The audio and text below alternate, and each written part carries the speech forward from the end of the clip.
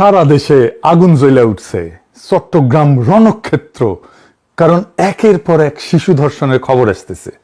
গত 7 দিনে 5 জন শিশু, মিরপুরে 7 বছরের একজন, সিলেটে 4 বছরের, ঠাকুরগাঁয়ে 4 বছরের, মুন্সিগঞ্জে 10 বছরের, চট্টগ্রামে 4 বছরের, সবাইকে ধর্ষণ করা হয়েছে।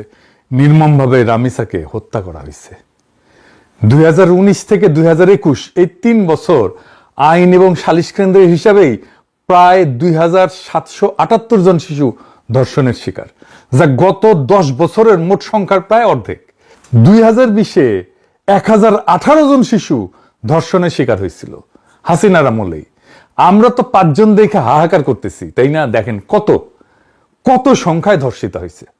তার মানে ধরেন প্রায় প্রত্যেক 2 দিনে 3 জন করে শিশু ধর্ষিত হইতেছে।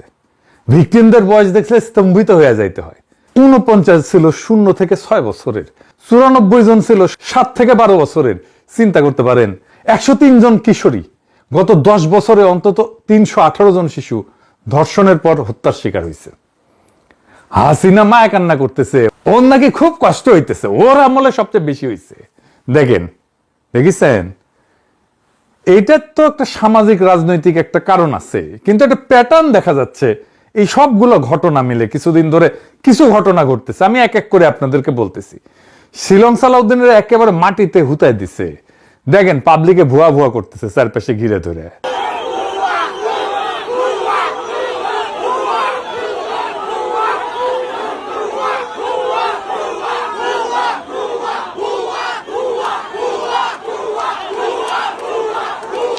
দেখেছেন একজন স্বরাষ্ট্রমন্ত্রী যে 3 মাস আগে দায়িত্ব নিছে, যে কিনা ডিফ্যাক্টো প্রাইম মিনিস্টার, যে কিনা একজন বিশিষ্ট ইন্ডিয়ান মাল, তার এই অবস্থা কেন? শুধু তাই না, গত পরশু মিরপুর বস্তি উচ্ছেদ করতে গিয়ে পুলিশ যে দাবরানি খেয়েছে তা অবিশ্বাস্য। ঊর্ধ্বশ্বাসে দৌড়াইতেছে পুলিশ আর পাবলিকে পিটাইতেছে।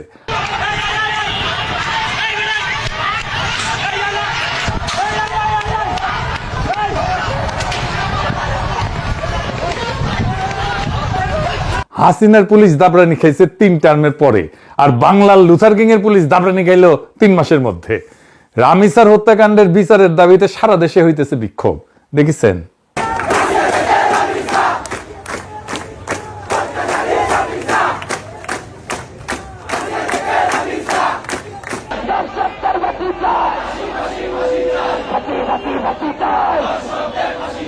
তারা স্লোগান দিয়ে কিন্তু তারা এখানে অবস্থান করছে। তাদের দাবি, তারা দ্রুত রামিসা হত্যার বিচার চাই। কারণ হচ্ছে এই ধরনের হত্যাকাণ্ড, এই ধরনের পাশবিক ধর্ষণের পর হত্যাকাণ্ড, এই ধরনের ঘটনার যদি দ্রুত বিচার না হয়, তাহলে এই ধরনের ঘটনা সারা দেশব্যাপী বিভিন্ন সময় বিভিন্ন জায়গায় ঘটতে থাকবে। যার কারণে তারা এই ঘটনার সুষ্ঠু তদন্ত করে এবং দ্রুত বিচার চায়। এর মধ্যে বাইট স্কুলের ছাত্ররা রণক্ষেত্র বানাইলো। দেখেন, চেয়ারম্যান অপমান করেছে এক ছাত্রীকে, সে ছাত্রী আত্মহত্যা করেছে।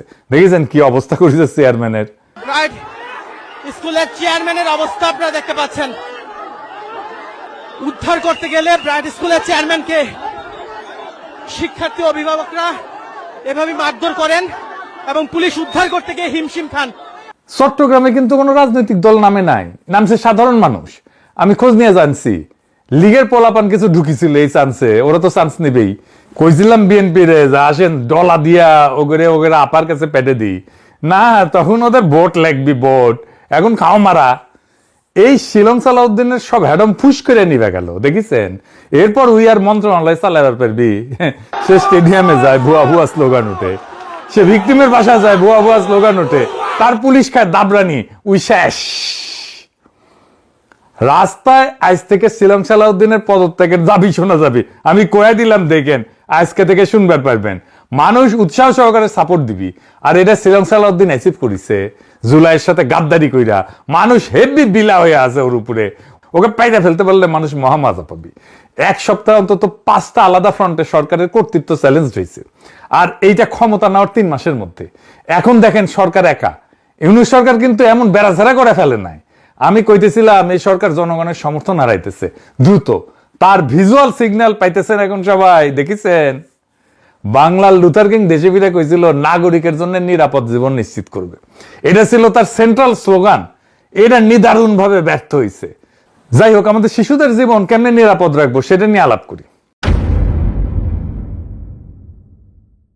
আমরা যদি ডেটা দেখি তাহলে দেখবো মাত্র 3.5% ধর্ষণ মামলা আদালত পর্যন্ত যায় এবং এর মধ্যে মাত্র 0.37% মামলায় শাস্তি হয়। 0.37, 1%ও না, 0.5%ও না। মানে প্রত্যেক 10,000 ধর্ষণে মাত্র 37 জন শাস্তি পায়। 10,000-এ 37 জন, বাকি 9,963 জন মুক্ত। অপরাধ করলে ধরা পড়বে না, আর ধরা পড়লে শাস্তি হবে না। এই জন্য রামিসার বাবা বলছে আমি বিচার চাই না, বিচার করেন নাই আপনারা। আমি কিছুই চাই না, আমি বিচার আপনারা করতে পারবেন না। আপনাদের এই ধরনের কোনো রেকর্ড নাই, আপনারা পারবেন না। আমার মেয়েও ফিরে আসবে না। আপনারা বিচার করতে পারবেন? পারবেন না। আপনারা কোনো এক্সাম্পল দাঁড়া করাতে পারবেন? পারবেন না। আমার থেকে স্টেম নেবেন, স্টেমে লিখিত নেবেন? পারবেন না। আপনারা পারবেন না,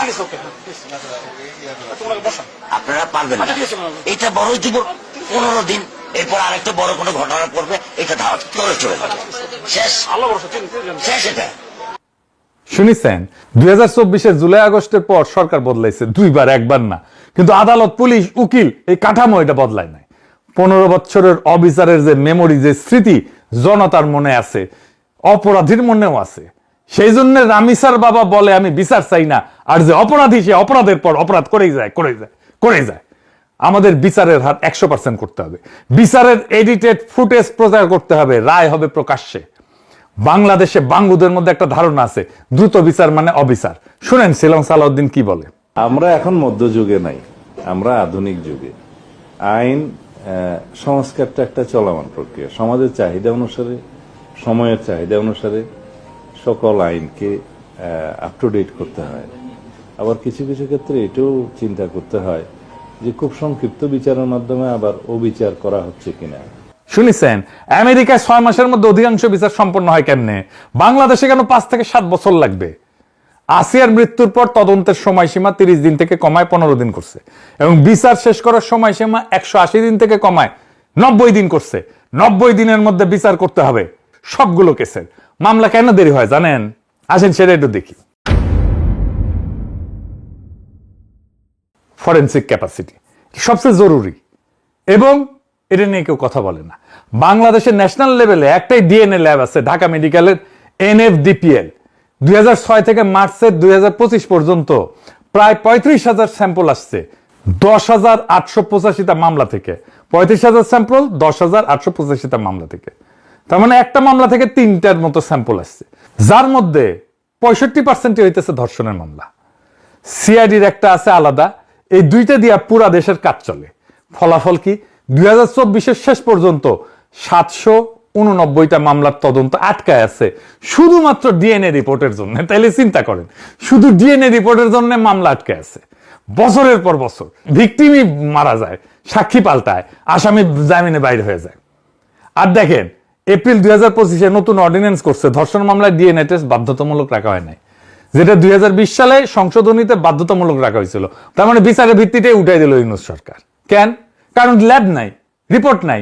তাহলে আইনি বাধ্যবাধকতা থাকলে তো মামলা চলে না। সমাধান কি হওয়া উচিত ছিল? সমাধান ছিল ল্যাব বানাও। সমাধান কি হলো? আইনি তুলে দাও। মহা মজার মজা। এই হইতেছে আসিফ নজরুলের কাজ। আমাদের প্রত্যেকটা বিভাগে একটা করে মোট 8 থেকে 10টা পুরোপুরি সজ্জিত ফরেনসিক ল্যাব দরকার। 15 দিনের মধ্যে ডিএনএ রিপোর্ট আসতে হবে। আর কি করতে হবে? জাতীয় সেক্স অফেন্ডার রেজিস্ট্রি করতে হবে।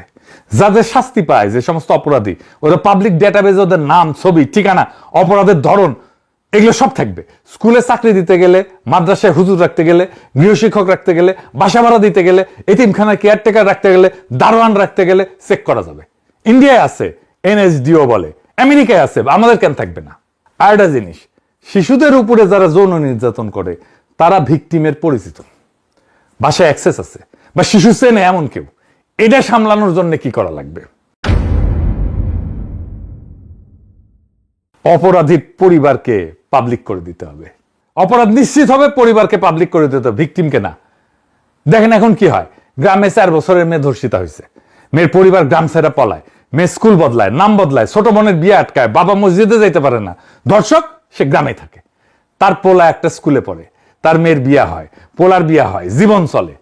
এইটা কোনো অ্যাক্সিডেন্ট না, দুর্ঘটনা না, এটা একটা সিস্টেম। ইজ্জতের দাম দেয় ভিকটিম, ধর্ষক না। তাই ধর্ষকের পরিবার তাকে আগলায়, ঘুষ দেয়, মীমাংসা করায়, সাক্ষীকে চাপ দেয়, কারণ পরিবারের এখানে কোনো ক্ষতি নাই। এই পরিবারের ক্ষতি বসান।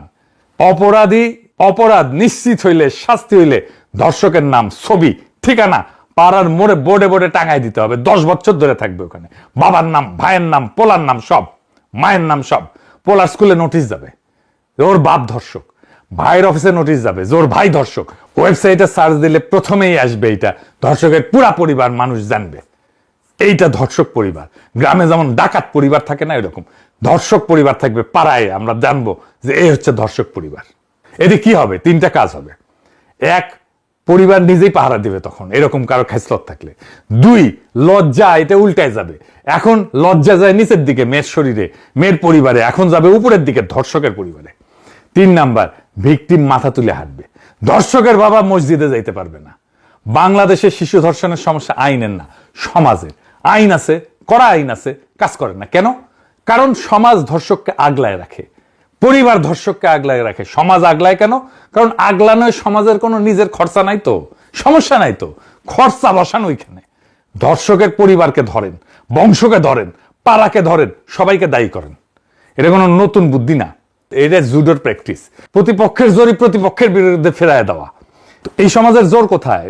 সম্মান একলার না তো, গোটা বংশের। লজ্জা একলার না, গোটা পরিবারের। তাইলে অপরাধের দায় কালেকটিভ হোক।